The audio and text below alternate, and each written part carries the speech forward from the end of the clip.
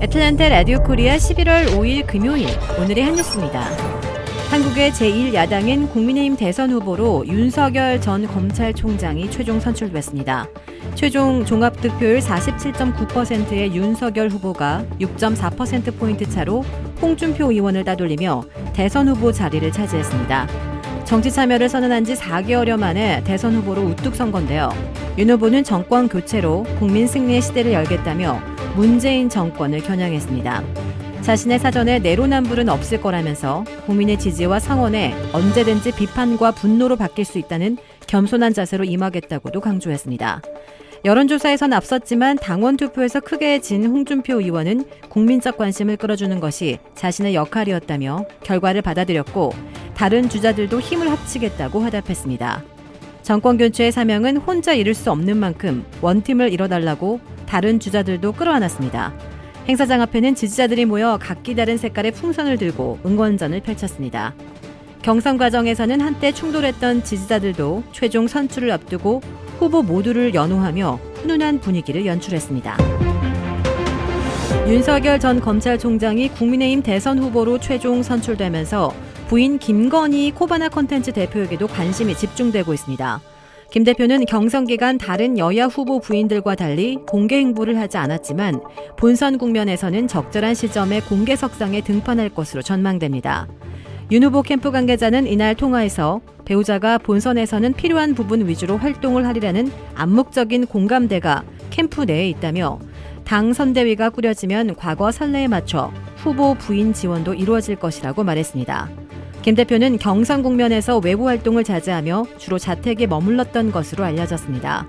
몸 컨디션이 좋지 않아 휴식에 집중했다는 것이 캠프 측의 전언입니다.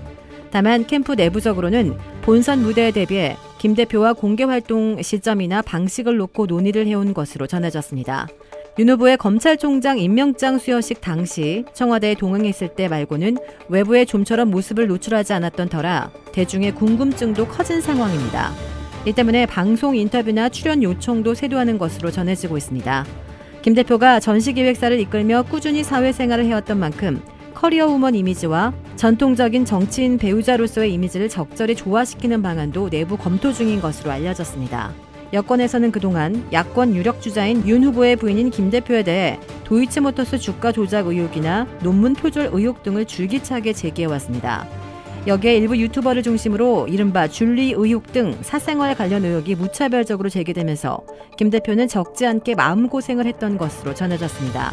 윤 후보 측은 김 대표의 명예를 훼손했다며 윤석열 엑스파일의 진원지로 지목된 정대택 씨와 해당 내용을 보도한 인터넷 매체 관계자들을 고소한 상태입니다. 이와 관련해 윤 후보는 지난 7월 한 인터뷰에서 내가 정치를 안 했으면 겪지 않아도 될 일을 부인이 겪고 있어 남편으로서 미안한 마음이 있다고 털어놓기도 했습니다. 한 캠프 관계자는 모든 정치인에게 배우자는 운명 공동체나 마찬가지라며 다른 정치인들과도 마찬가지로 윤 후보도 정치적 결정을 할 때 부인에게 의견을 묻기도 하고 상의한다고 말했습니다.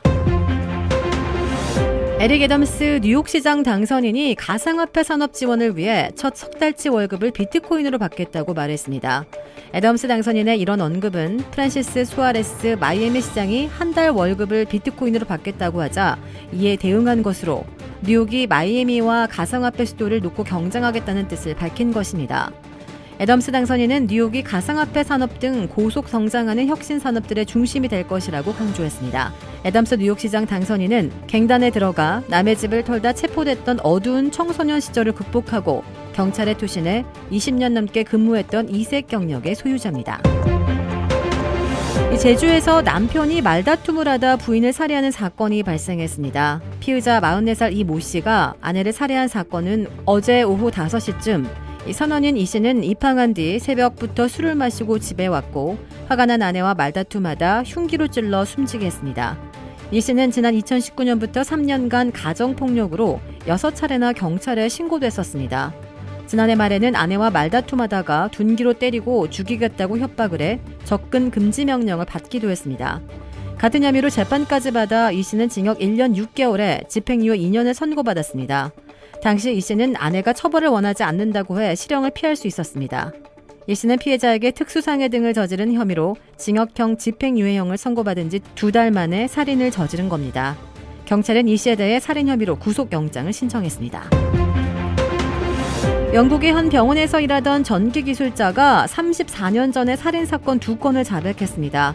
그는 당시 사건의 피해자뿐만 아니라 본인이 일하던 병원의 영안실을 드나들면서 시신 100여 구를 능욕한 것으로 드러나 파문이 커지고 있습니다. 67세 데이비드 플레는 이날 영국 켄트주 메이드스톤 법원에서 열린 재판에서 1987년 발생한 윈디 넬, 캐럴라인 피어스 살인사건 2건을 자백했습니다. 작년 12월 체포된 플러는 심신 미약을 주장하며 살인 혐의를 부인해왔지만 이날 마침내 혐의를 인정했습니다. 5개월 간격으로 살해된 채 발견된 두 여성에 대한 살인 사건은 원룸 살인으로 불리며 영국의 대표적인 미제 사건으로 꼽혀왔습니다. 플러는 사건 당시 취재 중이었던 증거물에서 DNA가 새롭게 확인되면서 작년 12월 체포됐습니다. 그는 2008년에서 2020년 본인이 일하던 병원 영안실에서 시신을 강간한 혐의도 받고 있습니다.